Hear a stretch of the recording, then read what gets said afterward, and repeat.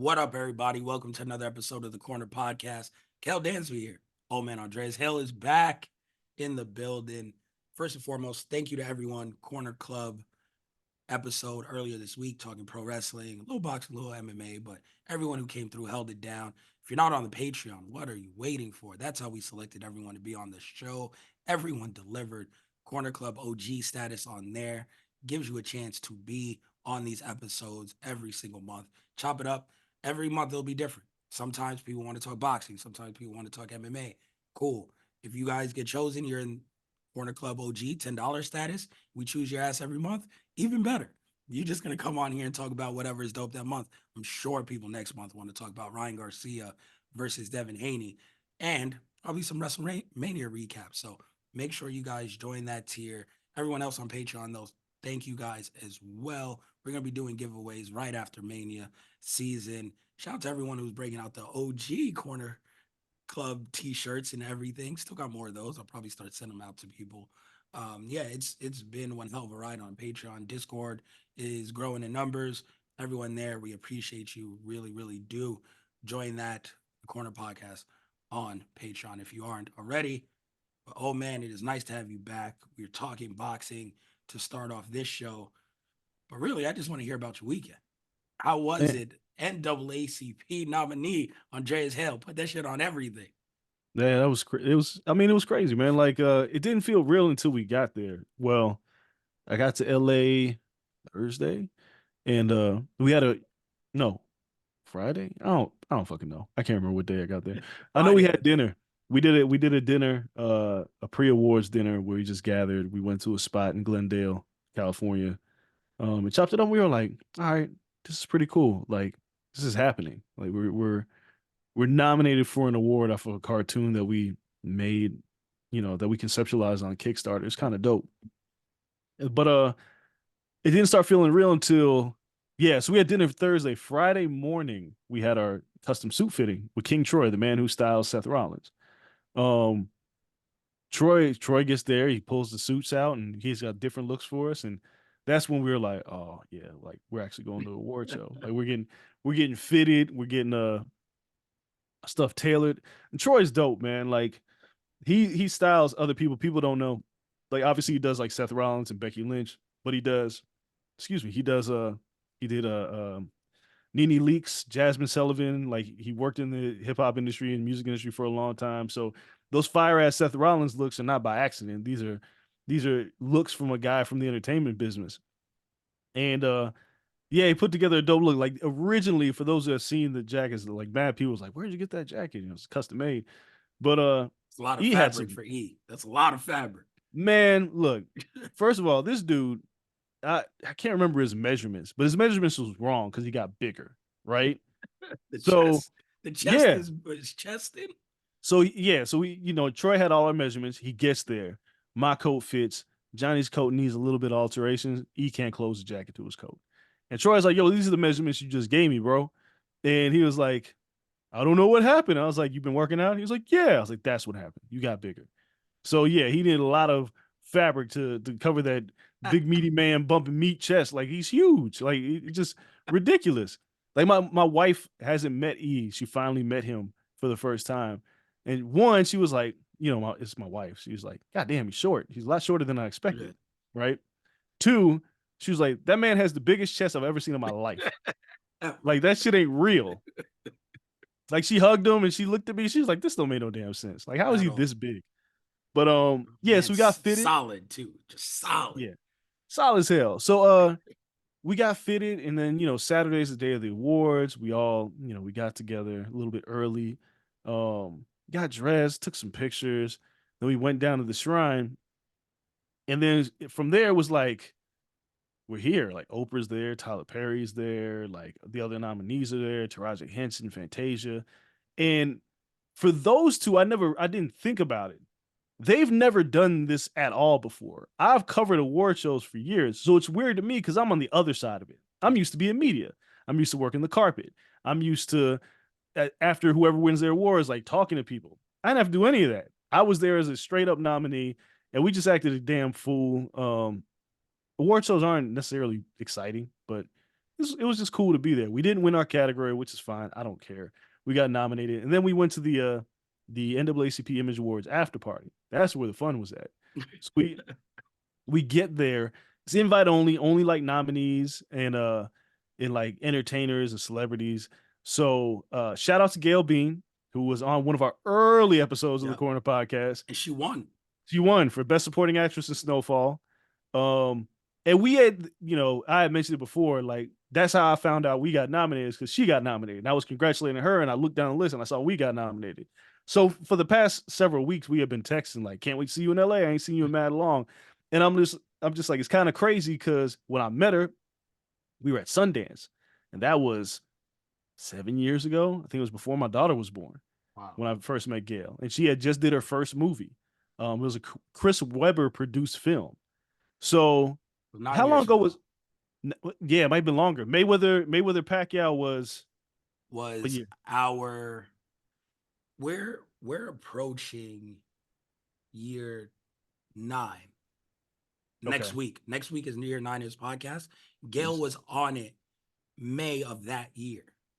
So that was 2015? Yeah. So 9 Okay. years ago, she was on our podcast. And you had gone to Sundance and met her that February before. Yeah, the That's January why she before. was our guest. Yep. So, And then she hit me. We stayed in contact. 9 years. Yep. Because I was like, I interviewed her. I interviewed Chris Webber, and I was like, I saw the movie, and I was like, man, she's really good. I don't know if this is going to go anywhere because it's Sundance, but it is what it is. Kept in contact with her. Obviously, we did the Mayweather Pacquiao fight. She did our podcast. And I don't know. I have to go back. I think she mentioned Snowfall on the podcast without mentioning Snowfall. Yeah, she was saying that she was working on a new project, and we were just Yeah. like, oh, okay. I didn't know it was Snowfall either. No. Because one of the things we talked about with her was Empire. Yep. And I think that's how it came up. Yep. She was like, I'm working on a show with like an all black cast, blah, blah. It's like, oh, but we were talking about kind of the ratchetness of Empire. She's like, no, it's different. And it turned out to be different. She's a lot different. One of the best acting crackheads we have ever seen in Snowfall as Wanda. She won the award, which was really dope. So when I get to the after party, me and Johnny pull up. Ludacris is performing. We had no idea. Ludacris is performing all the hits, right? Like walk in, I see Shamik Moore. I see, man, like everybody's at this party, and I see Gail, chop it up with Gail. Like they had I forgot whatever tequila company it was, where they were doing tequila old fashions, and me and Johnny got lit of tequila old fashions all night. They're after your heart with that one. Yeah, man, they had a spread with like shrimp and grits, soul food. So like you got fools in full ass suits eating like shrimp and grits and drinking tequila. It was a crazy experience, man. And I mean, before we even did that, we went and got pizza. So it's weird because all right. So for those who don't know, and I'm putting E on the spot here, sorry. His middle name is George. Yeah. So whenever he goes somewhere and he orders food, he doesn't say his name is Sator. He says his name is George. So after the awards, there's like this huge fallout of people. And we're like, well, we don't want to get an Uber right now because there's too many people. And it's kind of early to go to the after party. So we're just going to go find some food. So we went to Blaze Pizza. So the three of us in these suits go into Blaze Pizza, right? And everybody's looking at us. This is LA, right? It's downtown LA. And everybody's like, what the fuck are these fools doing here? And we're like dressed up in suits and shit. And immediately I noticed the black dude at the register notices who he is, right? And he's looking. And we order our food. And the lady's like, what's the name for the order? He's like, George. And I just started laughing because I was like, he's like, what? And I'm like, bro, George, right? Black dude leans over. He's like, I know your name's not George. New Day rocks. He like whispered it. I was like, look at this dude, man. It's crazy to see the love that he gets. So we ate our pizza and we went and got some donuts. And then we called an Uber to go to the party. And the Uber driver pulls up and he opens the door and he's like, Big E, you guys just left the awards. He follows us on Twitter. Yo. Him specifically. But he knew who we were. So he's like, he had to be like 50, something like that. And his son loves pro wrestling. So we get in this car and he's like, oh my God, I can't believe it. I got the New Day, I got Our Heels rocking my Uber. And I'm like, this is crazy. He's just some random dude. And obviously I learned being around a person who has a public figure. I knew it was coming. When you coming back? How's your neck doing? Da, da, da, da. And I know E's spiel every time. I gotta get cleared by the doctor. Da, da, da, da. And I'm just watching this guy, and he's like, "Can I take a picture?" And he's taking a picture with the guy, and we pull up to the spot. And then the comedian Kev on stage, well, Yeah. on social media, he's a fan, so he sees E.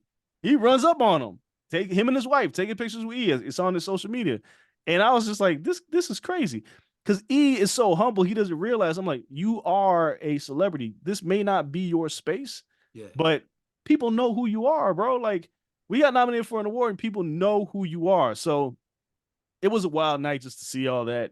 We enjoyed ourselves. I didn't want to come back. It was a unique experience. It kind of puts a cap on all the work that we've done over the past 3 years to make this cartoon. And obviously, we're not done.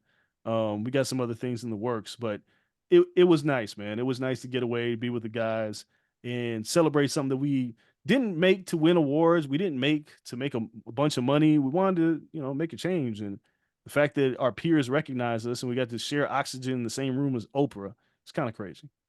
Yeah, man. There's a space for it. It's always funny to hear like E just being E, because really he lives in his own world. He does. Where it's just like, no, people know you. And nobody has a chest like that. So even if they don't, they're wondering how the hell this guy gets so big. See, that's the thing. You know this, right? Like when we were in Vegas at that time, he walked to meet us at the restaurant. I'm like, how are you walking? I, He was the champ at the time. yeah, But you can't just walk the streets of Las Vegas. Watch me. And he walked. And I'm like, the what is whole wrong way. with him? He does this everywhere he goes. And he's very unassuming and he acts like nobody knows who he is until people just start looking.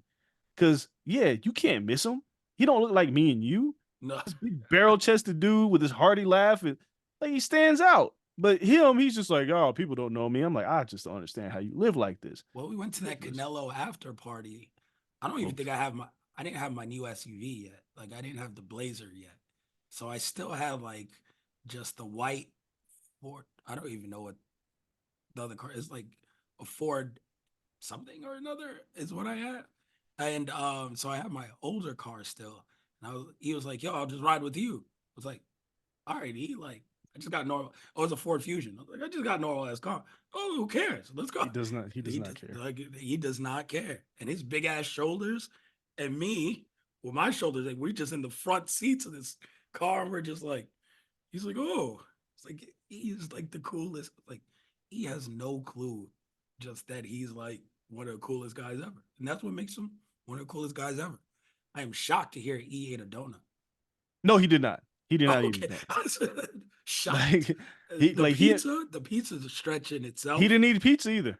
I saw him posing a picture with the pizza. He posed with the pizza. He didn't eat the He pizza. he kayfabe me. He ate some meatballs.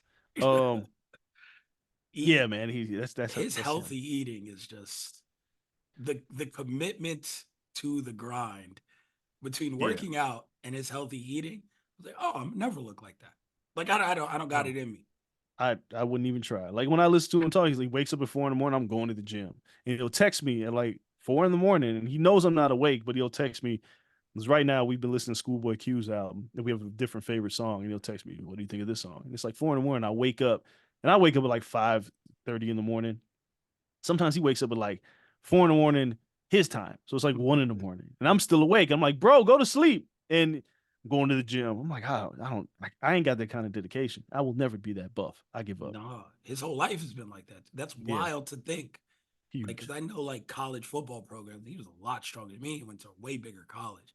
So he's been doing this since 18, 17, Yeah, straight through. Damn. nonstop. Yeah. So no, you guys deserve everything. He, you know, is like you said, the most humble guy. So he deserves everything. I'm glad everything went well. Producer Cole, baby, helped me hold down the show in your absence. That was really fun. But we really didn't get to talk boxing. So I was like, all right, I'll save this when the old man is back. And boxing, listen, it's boxing. Twists and turns everywhere. I guess we gotta start with we got the first look at Canelo versus Jaime Munguia Disgusting. this week. um, they tried to make it look like a big fight. This, the best thing that came out of this was the Canelo quote. David Benavidez brings no money to the table for me, just 25 pounds more than me. He has nothing to offer me money wise. But if one promoter who I work with comes and says, I'll offer you 150 to 200 million, I'll fight him tomorrow. We now know what it's going to take to get Canelo in the ring. So it's a duck. This is a duck. 150. Like, anybody who wants to debate me on this line of answer, the answer that he just gave, should confirm that this is a duck. One, let's start here. What does Munguia bring to the table that's any different than David Benavidez? Munguia hasn't headlined a pay-per-view. Munguia, like, Benavidez is headline two. Munguia's done nothing to bring any money to the table. It ain't the Mexican thing because David Benavidez is a Mexican. Yeah. So that ain't it. Two, he brings nothing, but he's 25. What has he done? Well, he's your mandatory because he's the WBC interim super middleweight champion. He's undefeated. He is in line to fight for your belt. What has Munguia done? Beat John Ryder? Nah. 3, 25 pounds heavier. Canelo, I seen you do this before. You beat up Amir Khan when you were like 25 pounds heavier than him. You were bigger than Miguel Cotto when you fought him. He was just bigger than Charlo. Like, what are we talking about? Charlo had to move up 2 weight classes to fight you. Just now, he was bigger than Charlo. And now you're going to complain that David Benavidez, who is in your weight class, will be bigger than you on fight night? This is a duck. $200 million? Come on, bro. What? Who's going to pay you? Just say you don't want to fight the man. Just say you don't want it. It is interesting because when you put that number out, a Saudi prince could be here like, I know for a fact the Saudi prince follows what was boxing scene. But I'm assuming he still does. I don't know if boxing scene is still ongoing. But when I was at ESPN Ringside, he followed ESPN Ringside. He liked posts. Like he was a normal ass person liking posts. If he sees this quote and he's just like 150, fuck it. I want to see this fight. What if he puts 150 on the table? It's very possible. One, it's way too much. Like, I wouldn't pay, even if I had it, I wouldn't pay Canelo that off of principle. Like, you don't need $200 million to fight this man. Like, what's wrong with you? The guy's not that dangerous. Like, he's right, dangerous, but he's not like it's a duck. Crazy. It's a duck. Like, I keep saying I respect Canelo, but this is all smoke and mirrors, man. Like, you can't sit here and big up Jaime Munguia like he's a worthy challenger when he's not even in your weight class. He just got here. Benavidez has fought at 168 virtually his entire career. He's essentially cleaned out this division of everybody else that could pose a potential threat, and you're saying he's done nothing to earn it. That's crazy. Just say you're scared of the man. And Munguia is not in the top four people who've earned a title shot. Not at all. At 168. He's not. Big Charlo deserves a title shot more than Jaime Munguia. They both know. They all this shit. But at least Charlo's been a champion and is legit just kind of aged out of that weight class. Like he just got naturally bigger. Like Munguia can go right back to his weight class. Probably will. After this fight, it's one of those things where at least Charlo held that belt for God knows how long. Like, and he's just moving up. Okay, he's been a little inactive, but his resume and his drawing potential is a lot bigger than Jaime Munguia. So here's the real question. And as I ask this question, I know immediately people are going to go, I know then you're going to go, no, I don't know. What's the bigger mismatch? Canelo Munguia or Jake Paul, Mike Tyson? Jake Paul, Mike Tyson. Munguia is a champion. He's younger than Canelo. He has less mileage on him.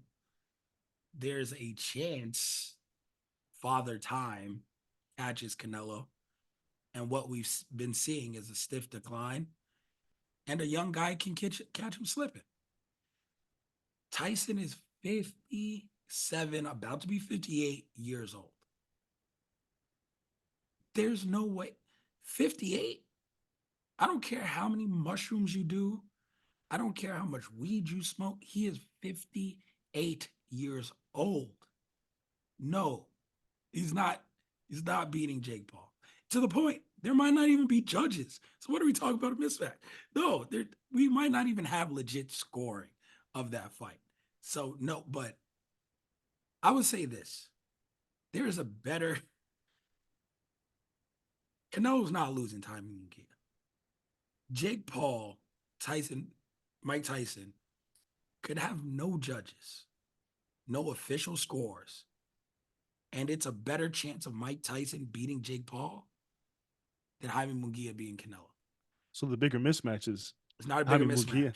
Yeah, it Not a is. bigger mismatch. But there's just no way because essentially, for some reason, and not to say it's gonna happen because not, it's a huge mismatch. But Tyson could, for some reason, in the first 15 minutes, sleep Jake Paul, whether there's judges or not. And there's a winner. I don't care if it's an exhibition. If he knocks a man out cold, there's a clear winner. There's no chance of Jaime Munguia doing that to Canelo. I think you're answering the question. No, but Jaime Munguia could go the distance, beat him. The judges can do a scorecard. It'll be really tough. But if Father Time caught Canelo, maybe you can get him off of a decision and actually have a win. Yeah, I think the bigger mismatch is Canelo and Munguia. Like easy. For a couple of reasons. One, in the public eye. In the public eye, there's so many people that think that Mike Tyson could beat Jake Paul. Which is ridiculous. We've determined this. We have said this. But for people, there's people like Mike Tyson's gonna kill Jake Paul, right? And there's other people like, nah, Jake Paul gonna beat Mike Tyson. Yeah. There is nobody that is saying Jaime Munguia is gonna beat Canelo. No. Nobody. Like, the reason why I say it's a bigger mismatch is Munguia was dead to rights against Sergey Derevchenko. Dead to rights. And yeah, he beat John Ryder, but who's John Ryder? Munguia hasn't really beat anybody. Like, this is Jake Paul's not on Canelo's level. I don't care how much slippage Canelo has. He's still, to me, light years better than Jaime Munguia, and he's probably going to stop him in May. He's probably going to stop Munguia, right? There is no scenario that I see Jaime Munguia beating Canelo. He's not better defensively. He's not better offensively. He doesn't have better footwork. He doesn't have a better chin. He's undefeated, but he didn't fight anybody. Yeah. Like, at least there are people that believe that Mike Tyson could beat Jake Paul. There is more intrigue in the first 6 minutes of that fight than Canelo versus Jaime Munguia. It's embarrassing that this fight is happening. Like, as much as everybody complains about Tyson Jake Paul, and I completely understand why, the reason why that fight is happening is because so many of you listeners out there are going, but what if Mike becomes Mike again? And I think it's ridiculous, but y'all believe that shit. There is a level of intrigue that we really don't know what's going to happen. When that bell rings with Canelo and Munguia, we know exactly what's going to happen. Munguia's going to try to come at him. If he can't land, he's going to freeze. Canelo's going to hit him with the body shots, pick him apart, either a late stoppage or he's just going to dominate the fight. At least with Tyson Jake Paul, you don't know exactly what's going to happen. There's only one way for Mike Tyson to win. That's true. It's a very small way. Shit, there's only one way for Munguia to win. Munguia beating Canelo in Vegas? If Dimitri Bivol couldn't do it, you think this fucking guy can? He did do it. Well, you know what I mean. As But far as the scorecards. It was ridiculous. Yeah, it was ridiculous. Dimitri Bivol dominated that man. And won by a round. Right. You think Munguia is going to convince Vegas judges? I don't think so. But if Father Time caught Canelo and he uses the exact same game plan, maybe. Munguia is not even close as good as Dimitri Bivol. No, he's not. He's nowhere near. It's a mismatch. It's this fight is gross. They're both gross in very different ways. They are, but Canelo, the bigger issue with Canelo is that you're holding the belts hostage. Just give them fucking things up. You don't want to defend those titles. Nor do you need to. No. So just move on. Just say, I don't want to do this. Here, Benavidez. You need one belt to move up. And I talked about this on the Patreon show with the Corner Club. Is like, I understand what Canelo's doing, so I won't call it a duck. He and his team are a product of the schedule and schedule watching right now. It is, you have Better BF versus Bivol happening June 1st. Theoretically, there's probably a rematch clause. in there. So they'll fight again in September. You have to know what happens in that fight. If Dmitry Bivol beats Artur Beterbiev, then Canelo saying, I'm going to take another cupcake in September. Y'all say whatever the hell y'all want about me.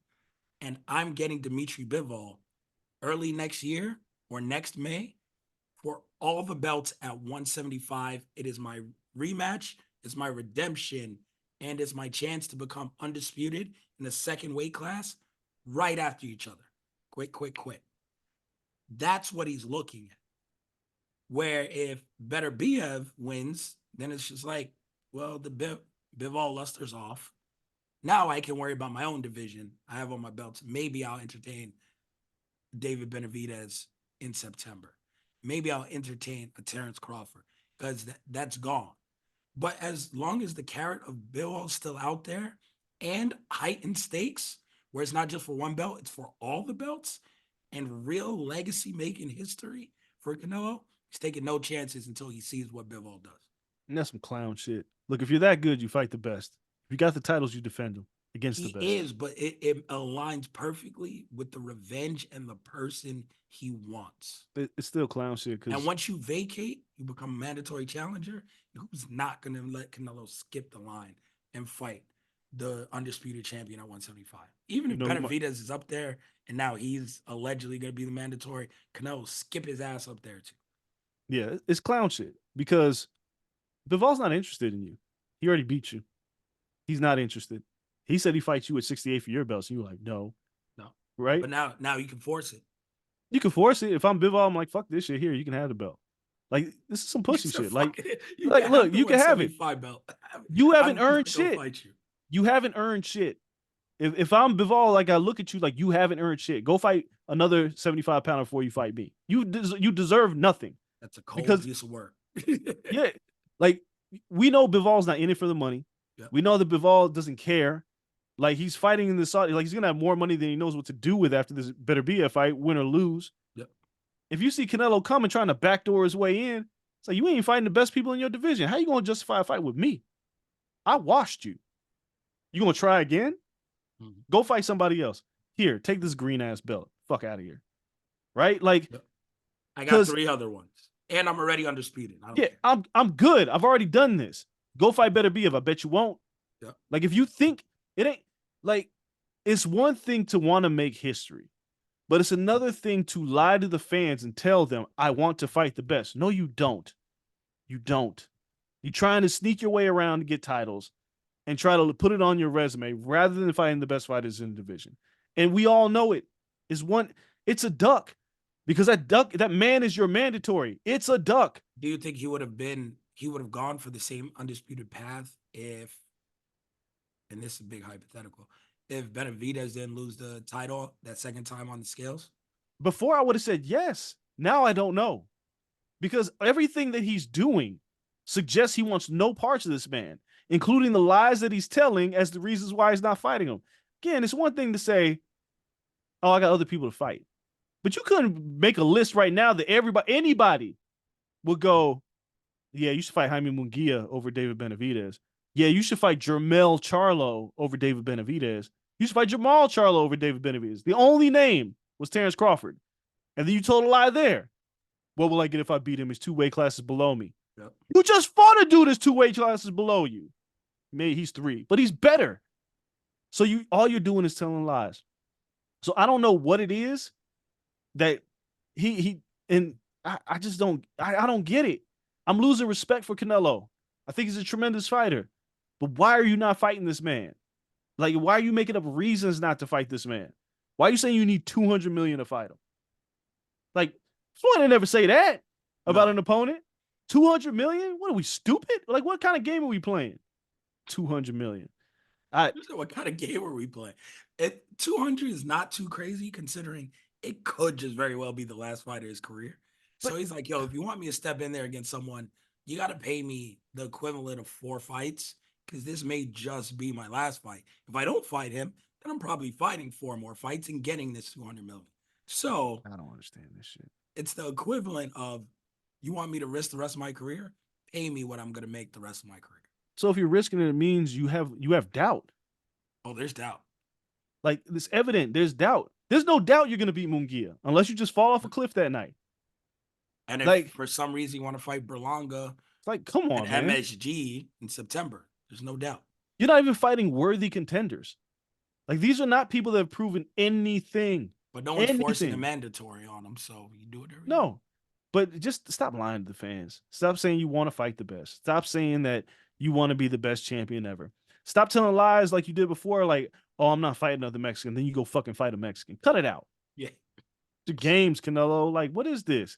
Like, that's a tough thing to stick by because you can't control people's ethnicity. Yeah, like, what do you do? But then furthermore, it's like, you can't even lie and say, oh, my English is bad. I fucked up. I heard you talk, motherfucker. I know that you know what you're saying. Oh, you yeah, can't no. lie to us. You are ducking this man. And Benavidez is like, I don't know what kind of solace he takes in this, but he's just like, I know he don't want to fight me. Like, I know it now. It's not like maybe it's a better alternative. Munguia? That's the alternative? If Bivol loses and Canelo don't want that smoke neither. No, he's not fighting. Beterbiev? Holy he's not smokes. fighting Artur Beterbiev. Man has 100% knockout rate. But if Bivol loses and Canelo loses that pipe dream and still doesn't fight Benavidez in September, then I'll say it's a duck. Man, it's a duck today. It's a duck tomorrow. All the duck is doing is getting bigger. That's all it's doing. The duck is growing in age. This is a duck. This man laid an egg, it turned into a duck, swimming across the pond. If the fight doesn't happen in September, the duck just gets bigger. Like, I've been playing a lot of Pokemon on this flight, so it's just evolving. I just from side duck to gold duck. I hate this fight. I hate it. I hate it. I've never. There's a lot of fights that I don't like in boxing for a variety of reasons, but this is the one I hate. I just put in my credential today, so I guess I'll be there. I mean, have fun. It. I mean, I more than likely will be there as well, but I ain't gonna enjoy it. I'm gonna hate watch that fight. Watch it with a scowl. Yeah, with a vicious scowl on my face. Meanwhile, in other boxing news, poor Tim Tszyu can't get an opponent to not get hurt. We lose Keith Thurman. Look, gets replaced by Sebastian Fundora, who got massacred. Like Tim Bird, knockout of the year candidate last year, but hey man, he's done enough to be a jump in on the short notice. That's the fight we got. I'm not mad at him going on short notice. It's not like they booked him to be in a title fight. It's like he's stepping up. It's drastically different in terms of style. Yeah. That Tim Tszyu has to now deal with. Like, so Fundora's not like overly polished, but on 10 days notice, when you're 6'6", you might pose a couple different problems for a guy. It's a trick. It's an interesting fight. It's not a pay-per-view fight. This sucks for Amazon Prime and PBC, right? Like, you're gonna be telling people, come spend $70 and watch this guy you don't know from Australia and this guy that just got knocked out. Let's do it. Like, it's hard to convince people. The bigger thing is Keith Thurman. Tough for Keith. His inactivity has led to his health being an issue. And this man who was making the leap to 154, which the fight was intriguing. I thought Tim Tszyu may stop Keith, but Keith is very durable. But I was interested in the fight to see what Keith had left. Shout out to Sean Porter. I did Sean's podcast, and Sean thinks that Keith has a chance, right? Now this fight's not happening. And it sucks for Tszyu because he's trying to make a name for himself. He wanted to be undisputed against Charlo. That would have helped. Didn't happen. Keith Thurman is a name. If he would have beat the hell out of Keith Thurman, people would have been like, Terrence Crawford. That's a perfect fight. It's a huge fight for everybody involved. But now you fight Fundora and you're back to square one. Because if you beat him, nobody cares. Like, I don't know how many pay-per-views this is going to do. 16, 20, not 1,000. I don't even know how you measure on Amazon Prime. 1,600 pay-per-views? I don't know. Maybe. Australia pump money into it. It sucks, man. I feel bad for Tim. I've lost a lot of like. Of course, I'm gonna still watch the fight. It's on my son's birthday, so chances are I'm not even gonna go. So it's like I'm still interested in the Isaac Cruz Rolly Romero fight. But the main event, most intriguing one. Well, Rolly Romero is he's adopted a Chihuahua. Yeah, okay. To understand what it's like to be around someone like Isaac Cruz. So that's hilarious. Rolly is always good for the fight week buildup. That guy's something else. But yeah, I mean, I'm sure we'll dig into it a little bit more next week. But Tim Tszyu, Sebastian Fundora. It's a Showtime Yeah. Saturday night Listen, fight. Bud Crawford put in his mandatory. So all finally, the belts are vacated in 47, if we didn't know that already. Right. But um this makes Boots the undisputed champion at 147. Crawford is no longer super champion. He cashed that in, and Well, he's Boots going won't to be be undisputed, will he? Like Boots has to fight. no, no.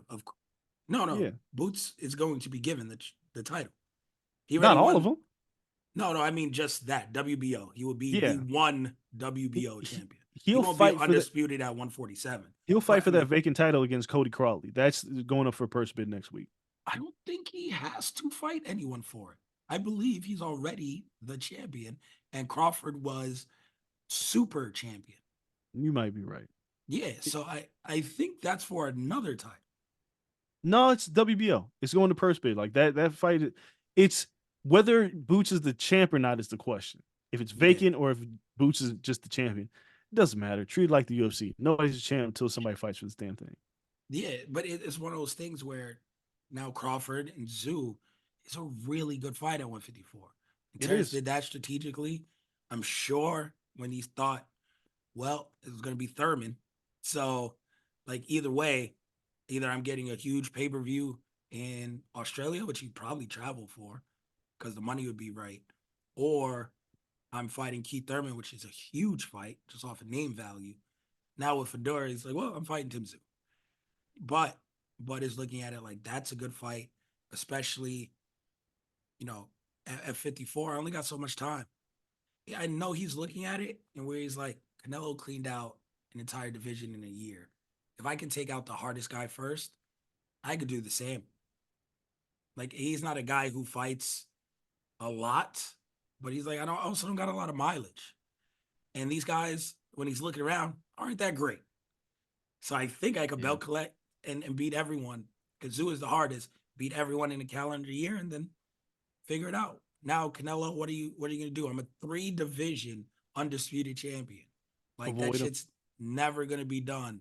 Or you know what, Charlo? You took enough time off. Come get this ass. Like, let's make some money. And then if Spence is healthy by then, you never know. Like, yo, Spence, Man, you want to crack at this undisputed or what? I don't know what Spence is up to. Like, I don't he know. seems pretty happy with the money that he made and like taking his kids to like the zoo and shit.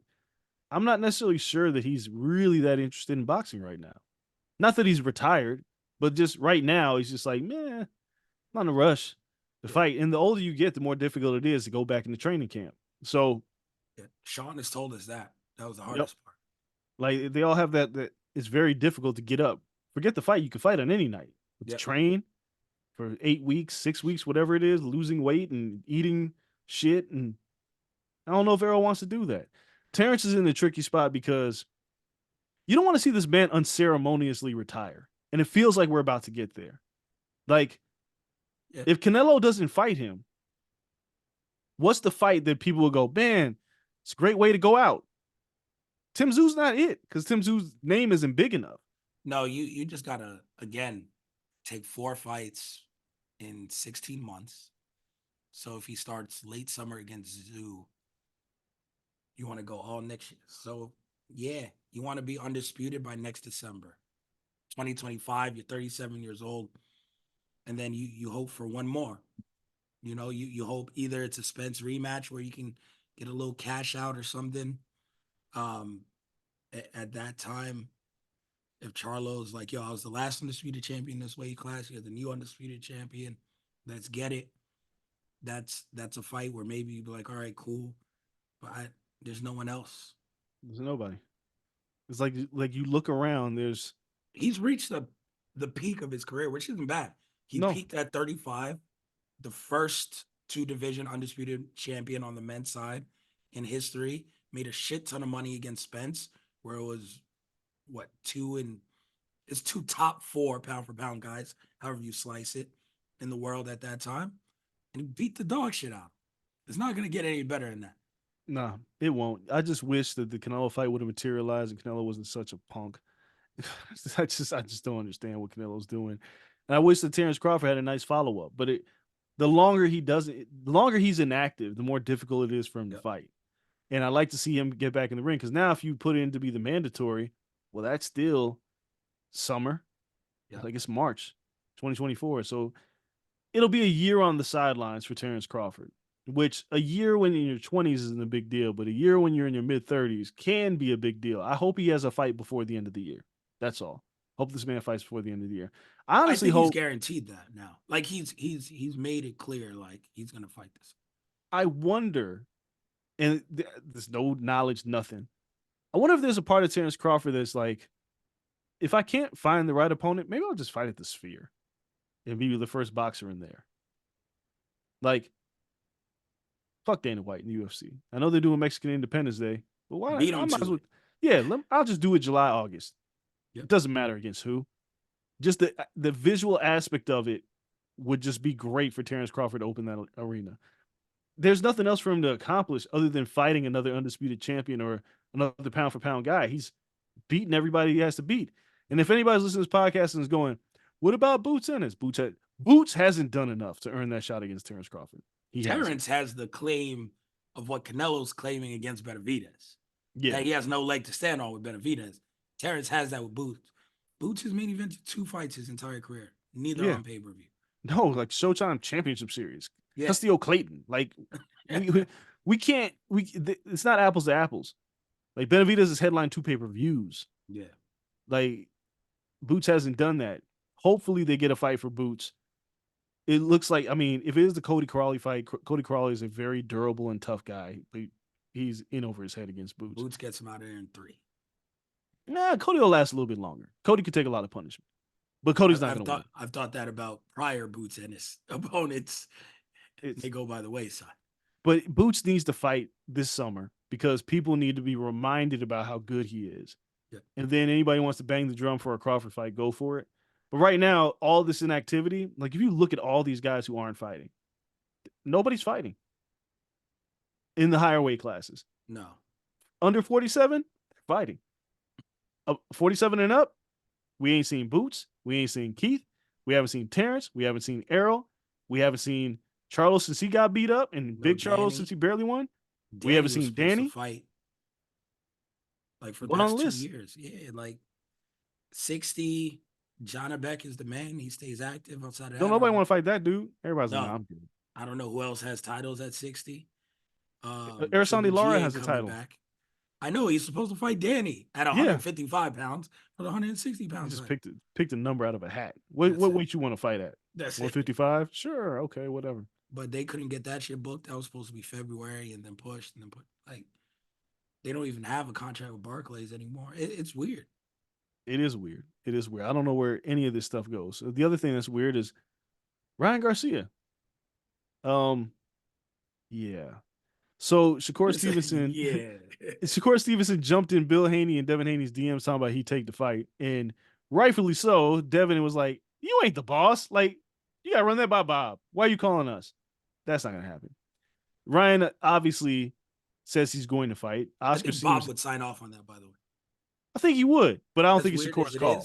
No, but Bob would be like, "Yeah, let's take it." Because Bob, as crazy as it seems, Bob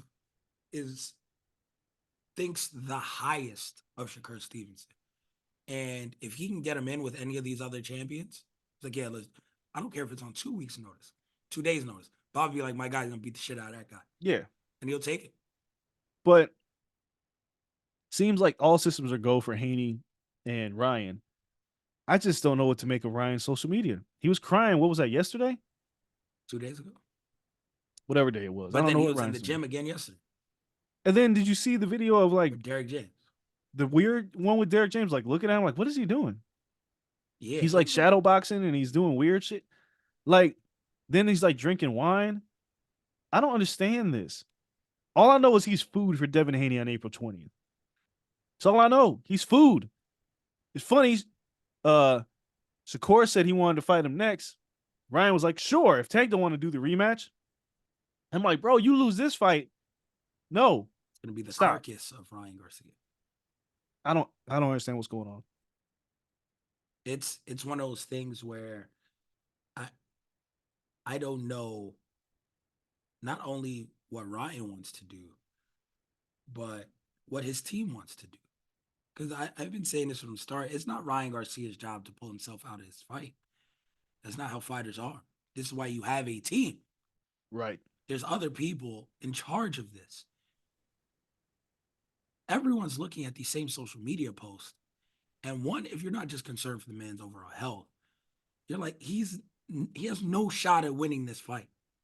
He's not doing anything that a true high level boxer is supposed to do heading into one of the 2, 3 biggest fights of his career. You're sending this man out there to fail as a promoter, as a trainer, as whoever. You're setting him out there to fail. It's one of their jobs to say, no, we're going to make money together for the next 8 years. You're not in the right headspace now. As a promoter, specifically because he can't fire you. He's under contract. Maybe Derek James can't because he has a history of firing trainers and you'll just be out of there. So you just got to do whatever the fuck you got to do for your check. But as a promoter, Oscar De La Hoya, no, we're pulling you out of this fight. You'll be mad at me, but you're under contract for me. So when you get your shit together and your head is right, you come and see me and I will get you another fight. But you're not going to ruin the next 5 years together we have, the next 10 fights, whatever you're contracted for. I don't know. Whatever that time is, you're not going to mess up our money and our future. Did you see the video from Jandria and Cynthia So when they talked to Oscar? No. And they were like, "Hey, have you said you talked to Ryan?" He's like, "Yeah, he's good. Yeah, he's good." And they was like, "Any mental health?" No, no, no. He's good. Like Oscar's like hell bent on sending Ryan out there, and like there's nothing wrong with him. He's just trolling. This makes me wonder. One, you can wonder the simple answer: is Oscar in denial? Or two, is Oscar just going, I gotta get this fucking guy out of my hair. I'm gonna send him out there to die. And I'm be done with it. Like, I feel like that's the alternative here. Oscar's had his problems with Ryan. Him not pulling him out of this fight is like, this is what you asked for, this is what you're gonna get. Yeah. And then after this, wash my hands of you. Maybe we're done. Yeah. If you leave me, you ain't gonna leave me like you were with me. Like No. you're not gonna be, I'm not going to be losing a star. And I'm going to get your biggest money fights while you're with me. We've seen like Oliver McCall cried against Lennox Lewis, but Oliver McCall didn't have social media before that fight happened. Yes. Right? He just started boo-hooing and everybody's like, the fuck is this? Yep. Right? We don't know, but we knew Oliver McCall was in bad shape. But we found out the day of the fight. All the signs are here for Ryan. Like all of them are here. I can't think of another fighter who's had this kind of mental like breakdown in front of us before a fight, this far ahead of a fight. We're exactly 1 month from this fight. It's April 20th. Today, as we're recording, it's March 20th. Yep. Nothing about Ryan's behavior suggests that he's ready for this fight. Not or he's ready for anything. He ain't ready for the world. Like, he needs help, not a fight. You think getting punched in the face is going to help? That's the last thing the kid needs. The last thing he needs is a very public loss. And that's what this is going to be. Yeah, like that's some shit that'll send someone over the edge in this mental state. Like you may not get him back as a person. Like he may be on some weird retreat shit where he's gone for 3 years, come back a whole different mental state. And it's sad, but this is one of those things where again, the promoter should save him from himself, but that's not Oscar De La Hoya's MO, I guess. Nah, he's like, look, man, there's a lot of money for me to make off this fight. He said he wanted it. And there's not another Ryan Garcia coming down the pipe, by the way. No. Schofield is great. He ain't Ryan. No, Floyd's damn good, but he doesn't bring to the table what Ryan has. And Oscar was like, yeah, he's great. I predict a knockout. Of course, you predict that, Oscar, because Ryan ain't gonna win no other way. No. So you got to bank on him catching with a left hook. But the reason why this fight is so bad is not necessarily because Devin Haney's just a better fighter. It's because Devin Haney wants to hurt him. Yeah. That's what concerns me about this fight. Now it made it personal. It made it ugly. Yeah. Like, it wasn't just a fight. It became very personal very quickly. And Devin is now in this merciless mode was like, fuck, he made his bed. I'm gonna tuck his ass in. There is like Devin's going to try to hurt him. He's not gonna just outbox him and be like, give him a hug and say everything's cool. Yep. Devin's 24, 25. He don't give a fuck. He just wants to hurt that man and get him out of his hair. That's all that's gonna happen. Maybe they'll make amends later, but I feel like on fight night, knowing where Devin's at in his career and knowing how many people doubt him, he wants to beat the shit out of Ryan Garcia so nobody ever questions him again. That's probably what's going to happen.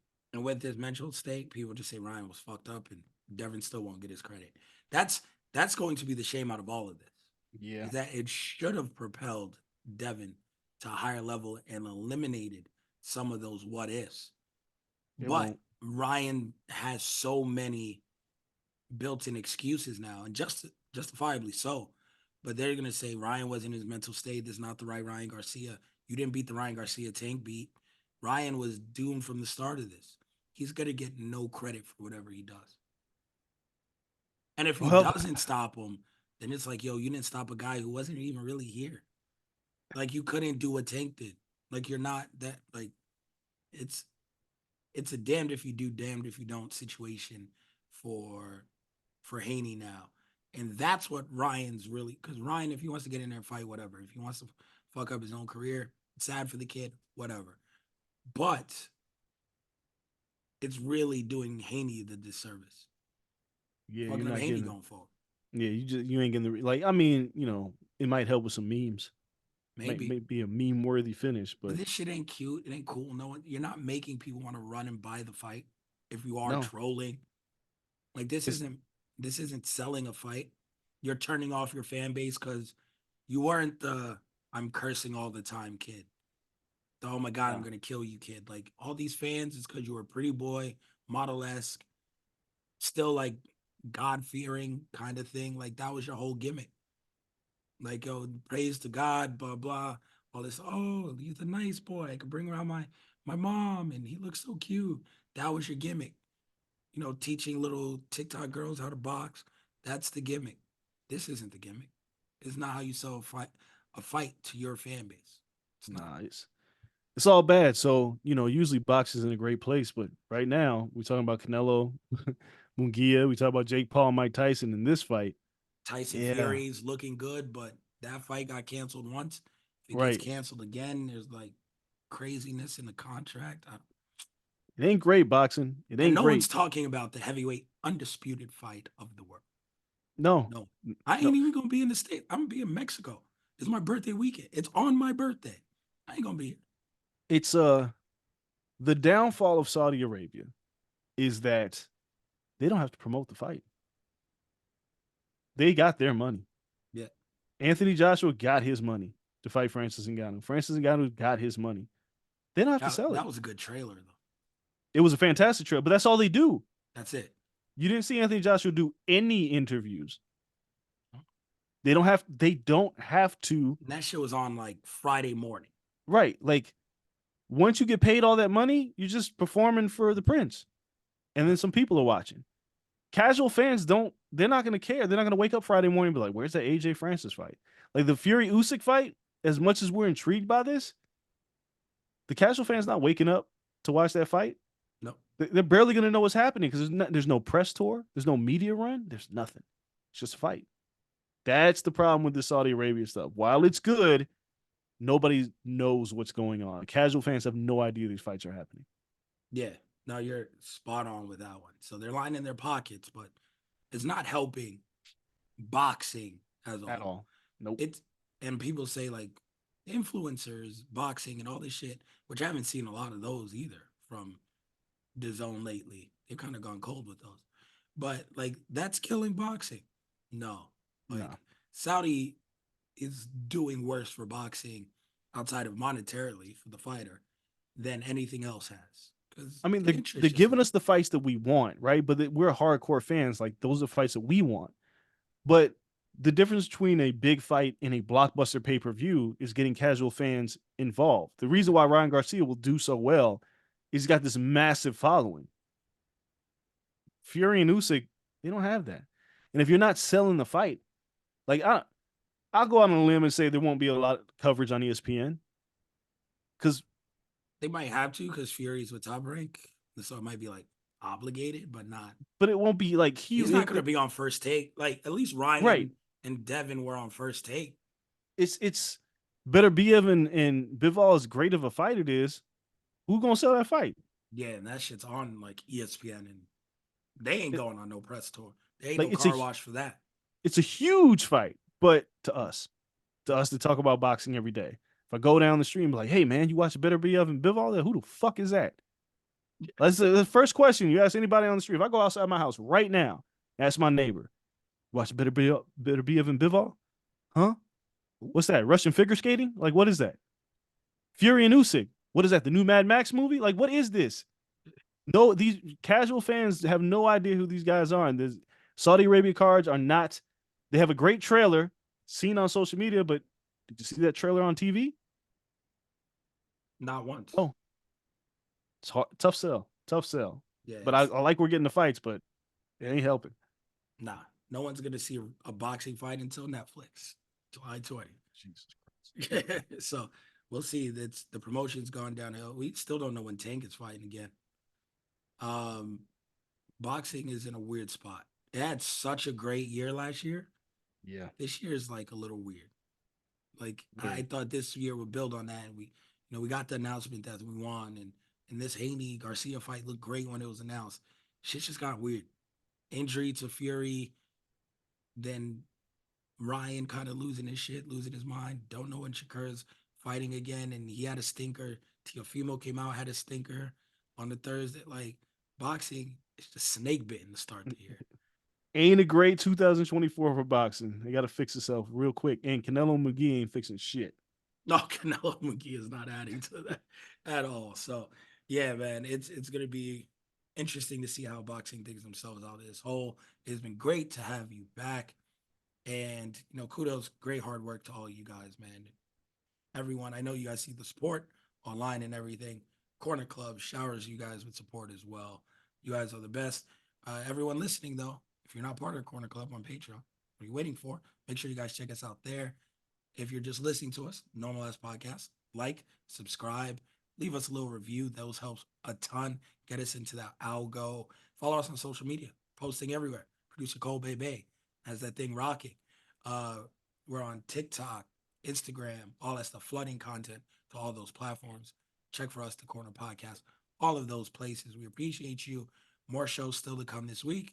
If you haven't listened to the Corner Club episode with our Patreon subscribers, make sure you guys check that out. One hell of a conversation on there with every single guest. So that was super fun. For myself, for the man, Andreas and Kel. Until next time, we're out.